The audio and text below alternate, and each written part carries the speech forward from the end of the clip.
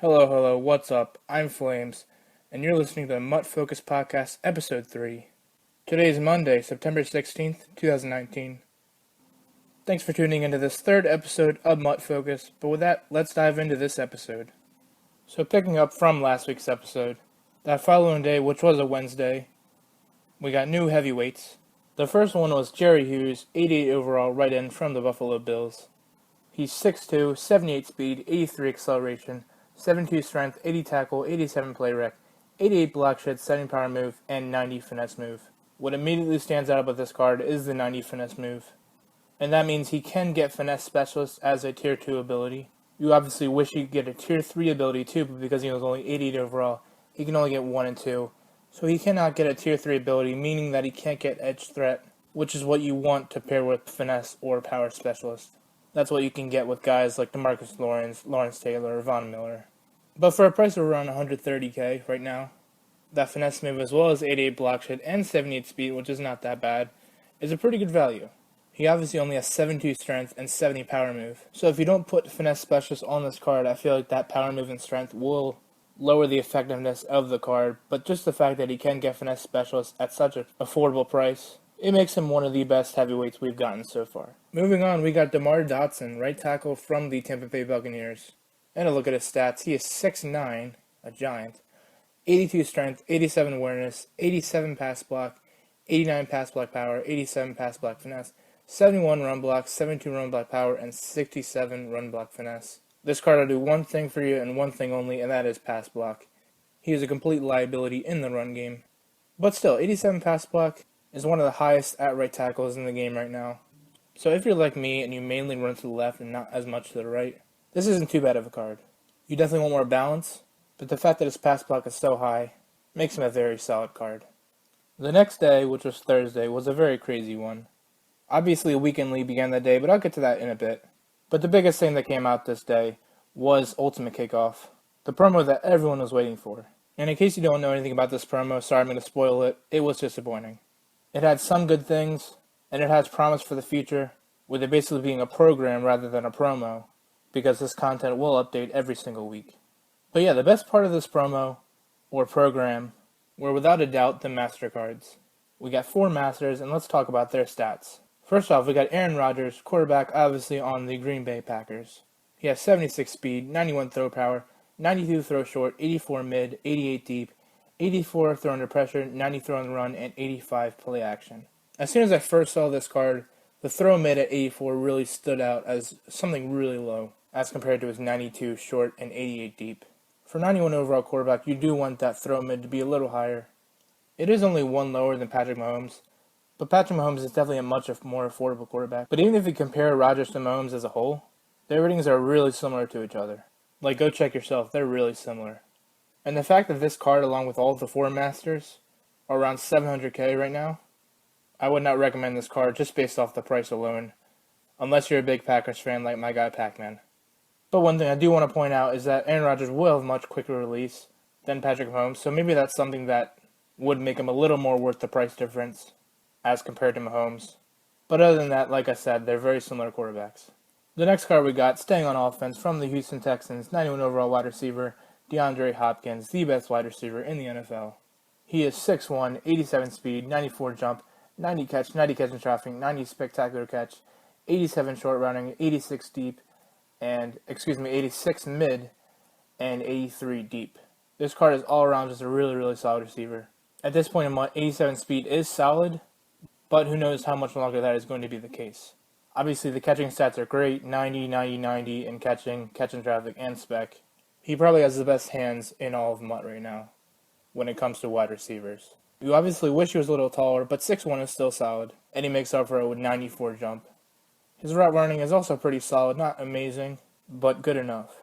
And also, DeAndre Hopkins cards always just play really well for you on the field, at least in my experience. He's not an elusive guy, he won't break many tackles after the catch, but he will grab a lot of catches for you. Like Rodgers, he's around $700K. If you are in need of a receiver right now, this is a good option for you. But otherwise, I do not recommend this card. And you may be thinking, how? Well, I have a very good reason. This guy you may have heard of, I don't know if you have or not, his name's Randy Moss. He's going to break the game when he comes out. His MUT 10 card will be super expensive, but his power-up, upgraded to 90 or 91, whatever it may be, will have catching ratings similar to this DeAndre Hopkins card. May not be exactly as good, but he'll be taller by 3 inches at 6'4", and I guarantee you he'll be faster than 87 speed. So right now, if you're good at wide receiver, I would stay away from this Hopkins card and just wait for Randy Moss, because you'll be able to get his power-up and the training needed to upgrade him to 90 or 91 for way cheaper than what this Hopkins card is going for.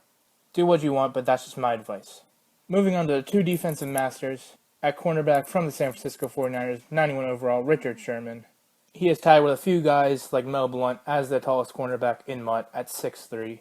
He has 84 speed, 85 excel, 91 agility, 94 jump, 93 play rec, 87 man, and 94 zone, as well as 92 press. I know what a lot of you are thinking right now. Who needs this card? He's slow, only 85 speed. But if you've been playing this game for a while now, you've noticed that speed doesn't matter as much as past years when it comes to corners and safeties. Yeah, they'll occasionally be beat, but for the most part, they hold their ground. I'm not saying you'll be good with a 70-speed corner out there, but 84 speed, 85 powered up is definitely pretty solid at this point in MUT, and I think will stay solid for a while. And what stands out the most about this card, other than him being 6'3", is his 94 zone, which I can confidently say is definitely the highest of all corners in this game, maybe even safeties too. I know I'll eventually be getting this card. Right now he's powered up to 89 overall, a step below his 92 overall. And once I have him fully powered up, with lockdown maxed out, and John Madden pass defense, he will have 98 zone coverage, which is really, really amazing for this point of the game. I doubt his zone coverage rating that high will be too different from what's, let's say, 90 zone coverage, just based off of how zones play, but it's worth testing out and seeing myself. I definitely recommend this card once its price goes down a bit, but right now around 700k, like the other 3 masters, it's just too expensive. And I'll get to later on in this episode of why I think prices will go down in a few days, maybe even tomorrow. Looking at the final Ultimate Kickoff Master, also on defense, 91 overall left outside linebacker from the Chicago Bears, Khalil Mack. He is 6'3", he has 82 speed, 84 excel, 84 strength, 85 tackle, 92 play rec, 86 block shed, 90 power move, and 85 finesse move. The important thing here is that 90 power move, which means he can get power move specialist, and I believe also edge threat as well. And unlike the other 3 masters, he's going for around closer to 800k. So that's something to keep in mind. And just looking at this card, he's just another Von Miller and LT, which obviously isn't bad, but Von and LT are much more attainable. You can get a Nat Von for only 1,000 trophies, and LT right now is only going for around 400k, which is a lot, but it's definitely worth it. And it's definitely lower than this 800k worth Khalil Mack. That's why I won't go over this card for too long, but really good card. No complaints, but again, he's just too expensive. So now going over the whole Ultimate Kickoff promo as a whole, they did something with this promo/program that we've never seen before in MUT. We've seen something like it in past Thanksgiving promos, but never to this degree. So basically we got 32 new 83 overalls. Well, some of them are 84 overall, and we'll go up to 85 overall tomorrow, but they all started at 83 overall. I'm not going to name them all, but some of the best ones, based on multiple factors, which we'll find out in a bit, are Kendall Fuller, Carson Wentz, James White, Melvin Ingram, Leighton Vander Esch, DJ Moore, and Jimmy Smith. Now, there are sets for all 32 of these players, but they're all in different categories based off of how many wins they are expected to get. And the catch to these cards is that they will go up 1 overall after every win that their team gets.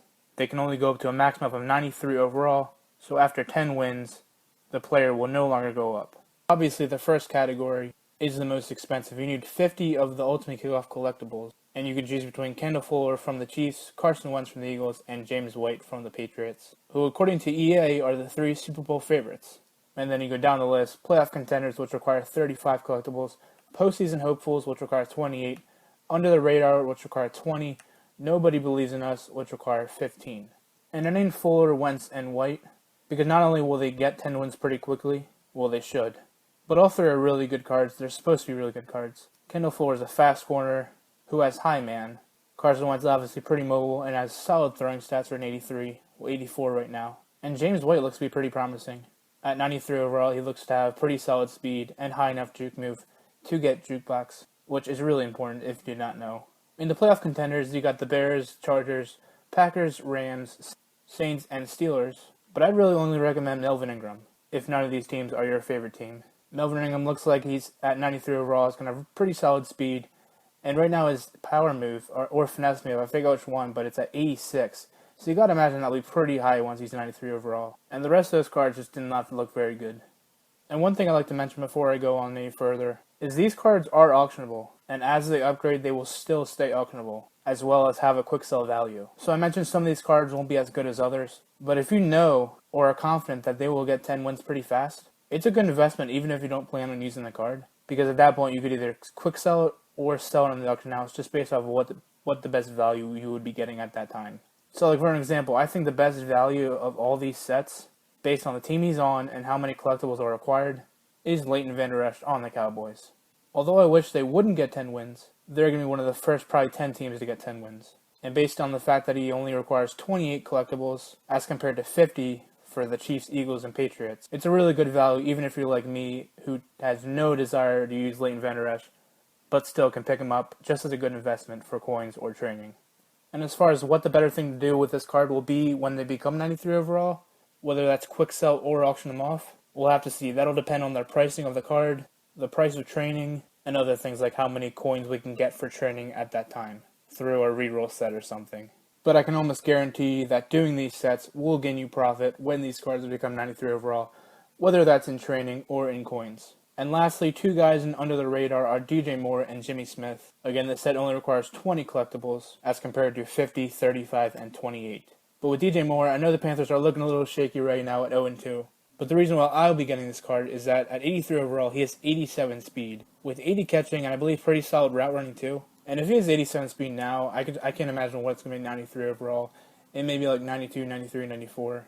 Well, I don't know about 94, but that's going to be really solid. Now, I don't know when he'll get that 93 overall because the Panthers are 0-2 right now. It looked like a much better option when they were only 0-1. But then since they lost to the Bucks, who knows at this point. They may not get their 10th win until maybe like week 14, week 15, week 16. Who knows? So although DJ Moore is a little risky based on the fact of how shaky the Panthers are playing right now, I think it may be worth it. And then Jimmy Smith. Like the Cowboys, I think this is a really, really good value. Even if you don't want to get Jimmy Smith, even if you don't want to use him. Because for that 20 collectible requirement for the set, he's going to be 93 overall pretty quickly. Like the Cowboys, I think he'll be one of the first 10 players to get 93 overall. The card itself, I don't remember too much about it, but his coverage stats look pretty solid for 83 overall. Obviously, he's 6'3". Excuse me, I think he's 6'2", actually. But still really tall. Jimmy Smith cards always play pretty solid from what I hear. So yeah, those are the cards that I would look at picking up. I definitely wouldn't pick up any of the Nobody Believes in Us cards, which have 11 players, except maybe Darius Leonard. The Colts have shown some fight these past 2 weeks despite not having Andrew Luck anymore. So we'll wait and see on that. But with 4-3 linebackers being so bad in this game due to their low zone coverage, I don't think Leonard's going to be that good of a card. But like LVE and Jimmy Smith, it could be a really good investment. A little risky, but we'll wait and see. And because these sets are risky, something you can do is wait and see. Because these sets will always be up. The catch to that is that every week they will increase. The requirement will increase. Like the Super Bowl favorite set, for an example, will increase by 4 every week, where the Nobody Believes in Us cards will increase by 1. So for a team like the Colts, maybe you want to wait a bit. And if they're like 6-2 by week 8, they'll still have a pretty solid requirement value. Or instead of using the collectibles on these cards, maybe the better option will be just buy them off the auction house. That is the best option, what it looks like so far, but that could change. They may become expensive enough to the point where it's better to use the collectibles. And speaking of the collectibles, the only way right now that you can get them is through the Kickoff pack, which goes for 28k or 500 points. And speaking of the coins, if you divide the 28k by the 3 collectibles you get, it comes down to 9.3k. So that's just a good number to give the value of these collectibles. You obviously get more from the pack. You get a 70 plus player and 4 silvers. So that value obviously lowers essentially the cost of the collectibles, especially if you pull something really good from the packs. But 9.3k is just a good number to use for the value of these collectibles. And the only other way to get these collectibles right now is through the solos that we got. We got 32 challenges, and you can obtain 16 collectibles if you get all 160 stars. Which, by the way, those solos also give you a captain token, which is really nice. I upgraded my Ryan Shazier. And another side note, we also got the Captain Exchange set, finally, which everyone has been requesting for. So it's good to finally have that. But the other category of sets we also got, as well as Masters, But the other category of sets that we got is team quick sells, another aspect that they added to this promo, which, like the season performers, is another gamble, based on the total wins that the team ends up getting. There is a starter set, which requires 12 collectibles. 12 collectibles doesn't seem like much, but if you do the math, right now it's around 112k for those collectibles based on the 9.3 value.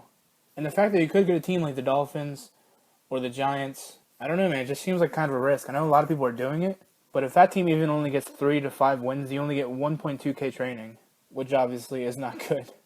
And honestly, these string of sets as a whole, I would kind of stay away from. When I first heard the idea, I thought, this is going to be really cool. But then I looked at the amounts that these collectibles will get based on wins. I had my second thoughts. If a team gets 16 wins, now keep in mind, these are regular season wins. This does not count playoff wins. So, I mean, no team is going 16-0. It will be very, very unlikely. You would get 50,000 training at 16 wins, which is obviously a lot, but again, super, super unlikely. And then 12 to 15 wins, it goes all the way down to 20,000, which there seems to be at least 1 to 2 12-game winners every season. 13-game winners sometimes. 14 is even more unlikely. 15 is even more unlikely. But in my opinion, I think it's really easy to predict who's going to win 11 games, who's going to win 10 games. But once it gets to like 12, it gets really hard. Because you got to factor in injuries, just tough games that opponents may have. I'd like to say that the Chiefs and Patriots will get 12 wins, but who knows? I mean, just look what happened to the Saints. They lost Drew Brees for likely 6 weeks. It's very unlikely that they will get 12 wins. Maybe 10 or 11, but I doubt any more than that. And before the injury, they were looking like a team that could maybe get 12 wins. And I'm saying this because I forgot to mention, after 12 to 15, 9 to 11 wins goes all the way down to 7,000. And I did the math. I did a lot of math on this. And this set is just not worth it unless they get 12 to 15 wins. That 20,000 compared to 7,000, there's a big drop off there. I will say the Ravens, which I didn't do the math for, so don't quote me on this, but I think the Ravens might be a good value, getting 7,000 or 20,000. But even if you get 7,000 training, only requiring 24 collectibles, you might get a small profit there. But overall, I would just stay away from these sets. Maybe do the Ultimate Kickoff starter set if you're feeling lucky. But like I said, you could be stuck with the Giants or the Dolphins. The odds really aren't in your favor there. Or maybe I'm totally wrong on that one. I don't know. We'll see. So I went on for a while there going over that promo. But overall, my thoughts on it is, like I said in the beginning, it's disappointing. You know, the community all wanted cards now, and we only got 491 overalls, which are great cards, but are expensive. But just looking at the cards themselves, they're great cards. I'm happy about the Masters. And real quick, I want to hit on this. House rules. Tomorrow, as I'm recording this, it is tomorrow. I may touch on this later in this episode, but we don't know what the format of the house rules is going to be, but we know that it will give collectibles. As far as how many we can get, we don't know. It'd be awesome if we could get like 50, 60, 70, heck, maybe even a whole 120. That'd be a lot of wins, though. I guarantee this house rules, and I alluded to this before, this house rules will lower the price of these Masters.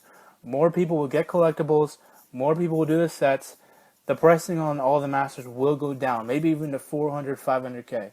It might not be that much, but don't be surprised. So I would hold on to all these collectibles that you get from house rules, that you get from the solos, that you buy from packs.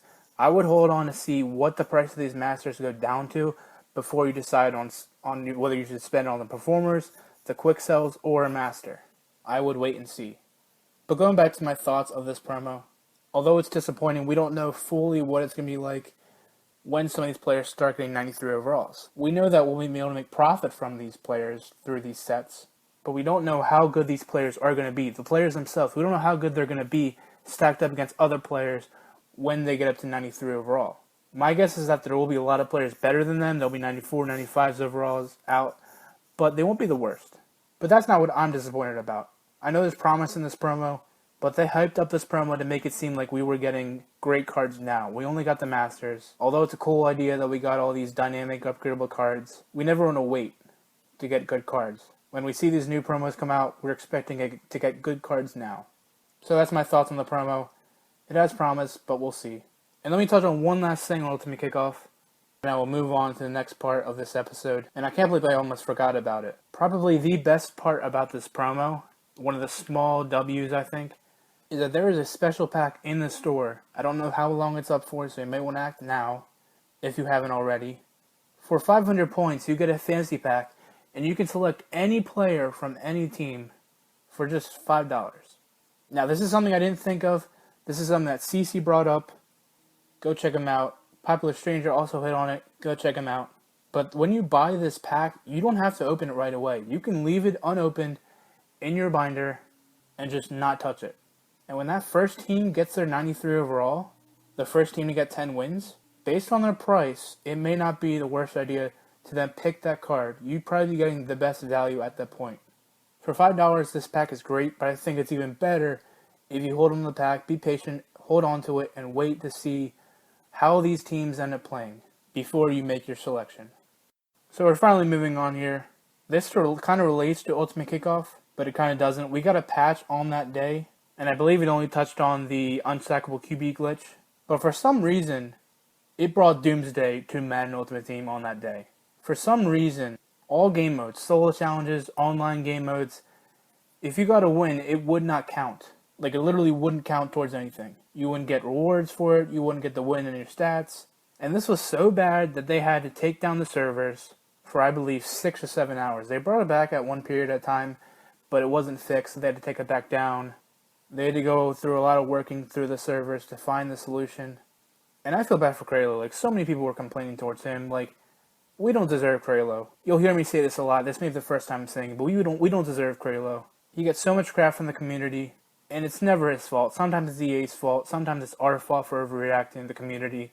But he always takes it in. He always is calm. He never really explodes very often. And the one time he did with the whole ISP issue, that's now a meme. You'll hear me say it a lot, but we definitely do not deserve Kralo. He is the man. I didn't want to touch on that topic too long. It's definitely a big screw up on EA's part. But we did get a make right.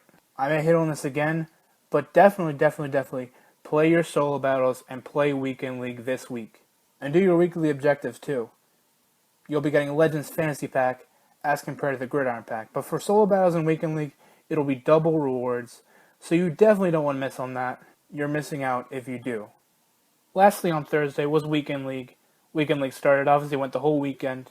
Real quick, I don't want to talk too long because it was not a good Weekend League. And as you can see as trends through these past 3 episodes, I'm not very good at this game. I try to think I'm good sometimes, but I'm not good. I went 13-11 this weekend. I had 1 game left to play, but it was pointless because I couldn't get 16 wins. I finished with 13 wins. That's obviously cool, but having 11 losses just made me frustrated. Real quickly, as far as the trends go, last week there wasn't many runners with I-Foreman single back, but this week it was a lot more. I kind of jinxed myself last week saying there wasn't. Like, there were so many I-formation runners. It was so annoying because there's nothing you can do. I ran every formation, 4-3, 4-6. I didn't run 5-2. Maybe that's the answer. Maybe it's not. But it's just really frustrating. That's all I really say. Because, I mean, a lot of you already know by now. That's what I saw the most from offense. And on defense, I would say not as much man coverage this time around. I honestly see cover 4 drop show 2 at a 3-4 odd more than man coverage at this point. But defense at this point, as far as what you face, is honestly a mixed bag. There's a bunch of metas, but it's still kind of varied. More varied than what it was at the beginning of the year when everyone would run pinch bucko. But that's Weekend League. Moving on to Friday, we got another MUT 10 player. This time on defense, left end, 92 overall, Julius Peppers, who played for multiple teams, the Panthers, the Packers, the Bears. And I think that's it. I may be missing 1 or 2. He is 6'7", freakishly tall, great user, 84 speed, 88 excel, 87 strength, 82 tackle, 87 play rec, 84 block shed, 85 power move, and 92 finesse move. So obviously getting this full card means you can have finesse specialist and edge threat.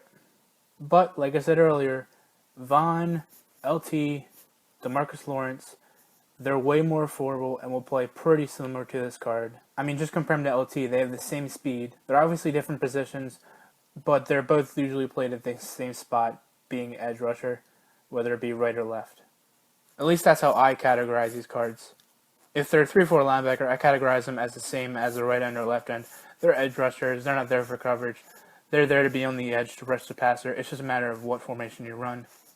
But no matter their position, you can still put them on the edge for nickel formations, regardless of whether they're a linebacker or a defensive end. And one thing I want to point out, although Julius Peppers is powered up to 90 overall, does look pretty solid. He only has 88 finesse move, meaning at that tier 2 ability, he cannot get finesse specialist. So I would stay away from that card, honestly, unless you're a Bears, Packers, Panthers fan, and you really want that card just because he's one of your favorite players. I mean, he's still affordable, but I would rather go for a guy like DeMarcus Lawrence, Lawrence Taylor, Von Miller, because they're similar price, maybe a little more expensive than Julius Peppers, but it's worth the extra cost. On that same day, we also got new veterans, 86 overalls, Jared Cook and Mike Adams. I won't hit on these cards because neither one is that very good at all. But Jared Cook is definitely the better of the two. Not a terrible card, 80 speed, but definitely not the best. The last content we got in the week, of course, was the Legends on Saturday. We got T.O., Terrell Owens, wide receiver, who on the card is featured on the 49ers, but of course he played for the 49ers, the Eagles, the Cowboys, the Bengals. Me, myself, I have no interest in the card, although it's really nice. Although he played for the Eagles, he left us and played for the Cowboys. So who cares? I don't, at least. I know an Eagles fan who spent 1 million coins on this card. I'm not going to say who. Maybe you can guess who it is, but I'm not going to say. But it definitely could not be me. But looking at his stats, he is 6'3", 89 speed, 90 jump, 88 catching, 90 catching traffic, 88 spec, 86 short route running, 84 medium, and 84 deep. Really solid card all around. He's fast, he's tall, great catching, pretty solid route running. But his price is why I would stay away from this card. He was like 1.3, 1.4 mil when he released. As of now, he is still around 1 million coins. Cheapest one up right now is 999k, so he's basically a mil. You just don't want to be spending a mil for a 91 overall card at this point in the game. And it's sad that 91 overall legend cards are 1 mil even at this point. And that is because many think, obviously nothing has been confirmed, but many think that the pack odds are just terrible. And although there's no proof, which we won't get any, it's pretty easy to tell that that is the case with these cards. It's obviously the pack odds. People just are not getting enough of these cards, and that's why they're so expensive. They're so high in demand.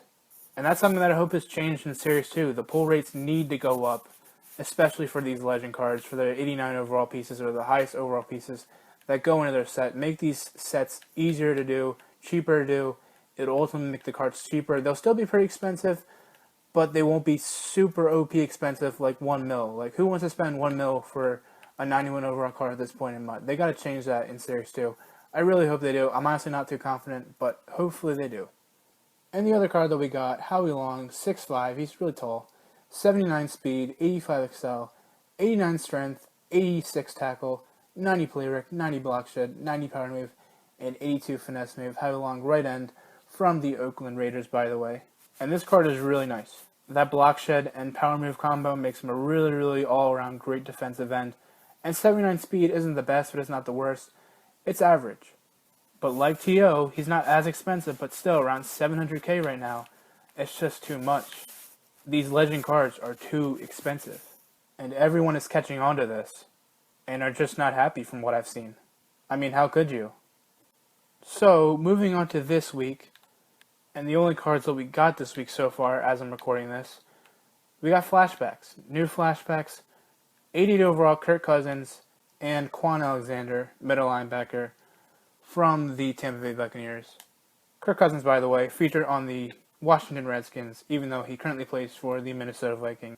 Real quickly, looking at Cousins, he has 74 speed, 82 throw power, really, really low, 89 throw short, 85 throw mid, 85 throw deep, 87 throw under pressure, 80 throw on the run, and 91 play action. Again, the 82 throw power, it just makes this card useless. And plus, he's terrible in real life, so don't pick this card up.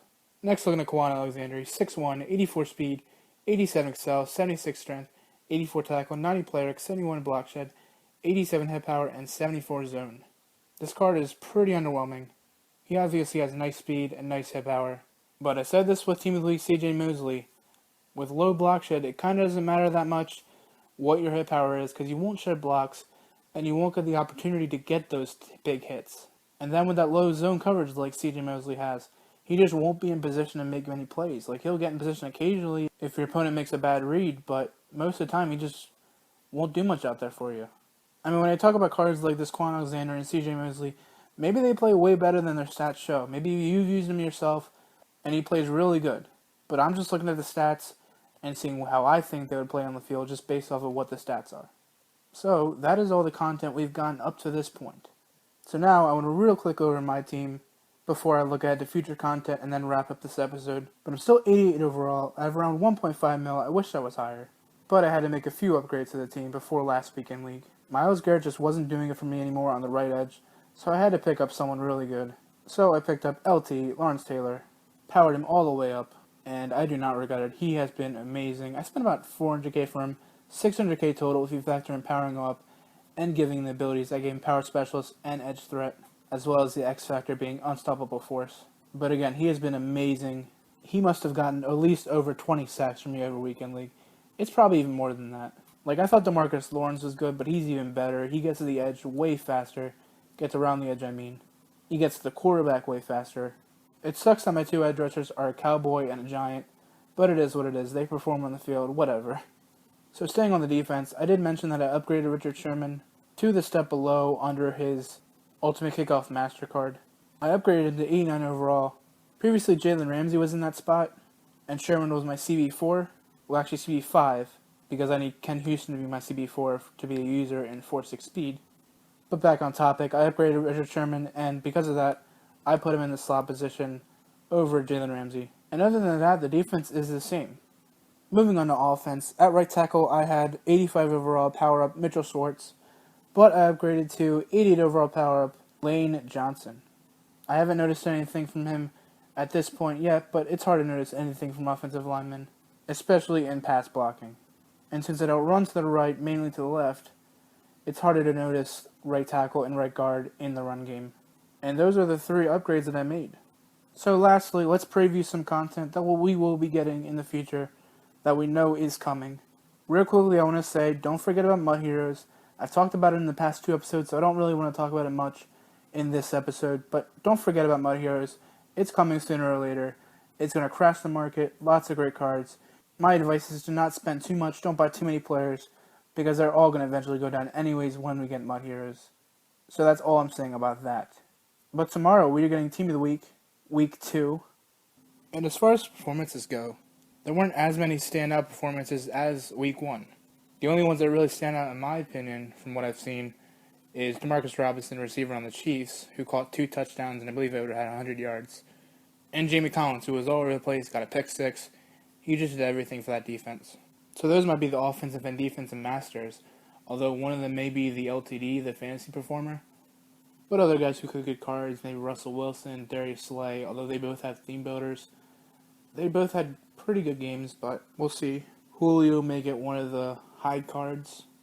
I don't want to talk about that game at all. Kevin King sealed the game for the Packers.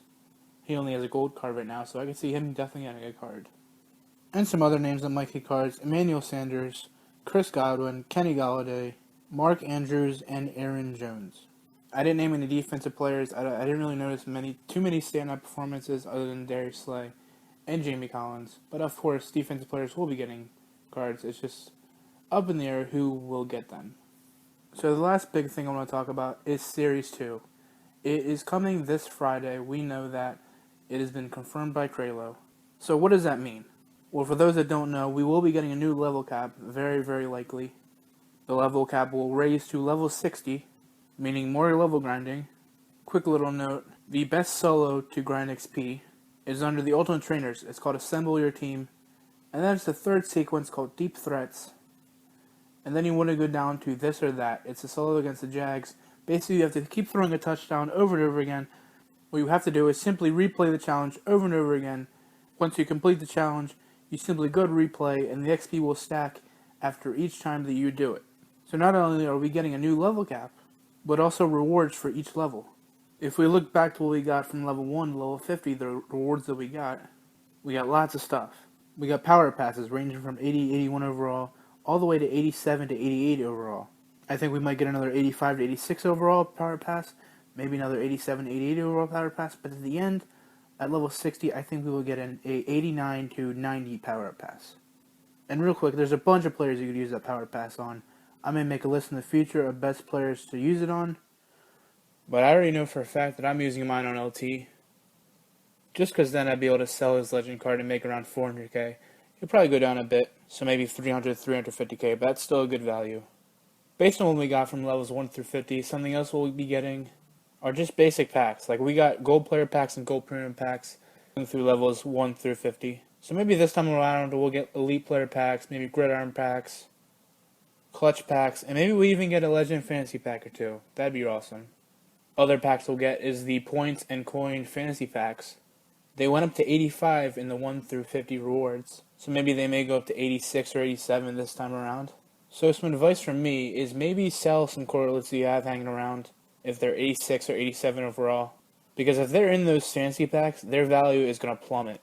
People will get the ones from the pack and then sell the ones they already have, which means the price will just go way down. So even if you sell it and buy it back, it might not be a bad idea to do. Like me myself, before Friday, I may end up selling Fletcher Cox. He's an 87 overall, in hopes that his price ends up going down, only to rebuy him sometime next week. We should also be getting collectibles to upgrade Torrey Holt, the level master. I could see him going up to 91, maybe even 92 overall.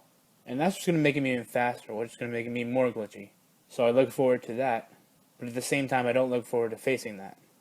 And then at level 60, we should get some type of store offer, like a $15 to $20 pack. I would guess that maybe it's another guaranteed legend pack, like maybe like a 91 plus pack this time. But other than that, your guess is as good as mine. I don't really know what could be in that pack. But we will wait and see. I may be forgetting a thing or two in terms of rewards we'll be getting from levels, but those are the main things we'll be getting from 50 to 60 in terms of rewards. With it being Series 2, it also means that all the limited time cards from Series 1 will now be going into packs. And if you didn't know, that's something that we've known about for a while. That not only will these former limited time cards be into packs, but they'll also lose their 250 quick sell value. That will then turn into training based on their overall. Now one thing on that, I'm seeing a lot of people say, if you have a limited time, you should sell that card because it is going to tank in value, and tank in price. I wouldn't say that's going to happen right away. We need to remember that even though these cards are going into packs, the pull rate of them is still going to be very, very rare. And maybe over time they'll go down more and more, but I don't think enough people will be pulling them that it's going to go down significantly enough that you should really sell that card. This first week we'll probably see it go down a very, very little bit, but nothing substantial. But maybe 2 weeks, 3 weeks down the road, it'll be even cheaper. So we'll see.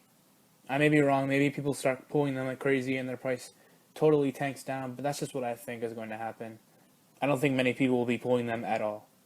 As far as who all these players will be, Kralo tweeted out a list on the EA forums. You can go check out for yourself. I don't remember all of them. I can't name them all right now. So go check that out if you're curious if you have any of those cards. We also know for a fact that we will be getting a new Series Master. Series 1 Master was Von Miller. He will be going into packs. He will no longer be in the store. So if you want to get that Nat Von, I suggest you do it now. But an important thing I like to hit on, I see a lot of people saying to get rid of all your trophies now before they convert into half. If you didn't know, all your Series 1 trophies will be cut in half in Series 2. But that's not as bad as people are making it seem. Some people are making it seem like you should get rid of all your Series 1 trophies now before they're cut in half. But let's say you have 2,000 trophies. If you let those be cut in half, you can buy the Series 2 Master right away. And who knows who that Master will be. It may end up being someone really good. So if I were you, I would wait until Thursday night. That is when Kralo said that EA Mutt Twitter account will be teasing that card and who it is. So I would wait before you spend any of your Series 1 trophies just yet. Once we know the card, then you're free to make your decision on whether you should keep the trophies or get rid of them. That's what I'm doing. I have over 1,000 trophies right now. I want to get another John Madden collectible, but I'm waiting to see who the Series Master is because I may really want him. So that's my advice on that. The last thing I can really think of that we'll be getting with Series 2, and we'll probably be getting more, there's always something that we're not expecting that they give us, like a new promo, a new program, a new set of solos or something. But I'm pretty confident that we will be getting a new Journey, a Journey 2, which that means we will be getting a new Journey Master. He should be on defense this time since Michael Thomas was on offense. And by the way, the Series Master should be on offense this time since Von Miller was on defense. But as far as the Journey Master, it's hard to guess who it's going to be, just like the Series Master. All we know is that he will probably be on defense. Me myself with Series 2 as a whole, I know for a fact that I'll be grinding fast to get levels so I can get those packs fast before cards start going down, so I can get the most value. Like for an example, the regular packs I want to open this weekend because I know I'll have a chance to pull the MUT 10 player, who by the way I think could be Randy Moss. We know it's going to be an offensive player. It's either going to be a wide receiver, an offensive lineman, or a tight end. Plus I just want to get the level 60 grind done with as fast as I can, so I can focus on other things like getting MUT Master Pat Tillman, things like that. So that is a Series 2 preview of what I think is coming and what I think you should be doing. And you can expect next episode from me to be reviewing everything that came out in Series 2, what you should be doing based off of what we know we have. So that's all I have for you on this episode of the MUTFocus podcast. If you have any questions of things I went over, leave a comment below. Hit me up on Twitter @FlamesMut. And also give me feedback. Let me know what you think of this episode. Let me know what you think of this podcast so far. But with all that being said, I'm Flames, and thank you for listening to the MUTFocus podcast.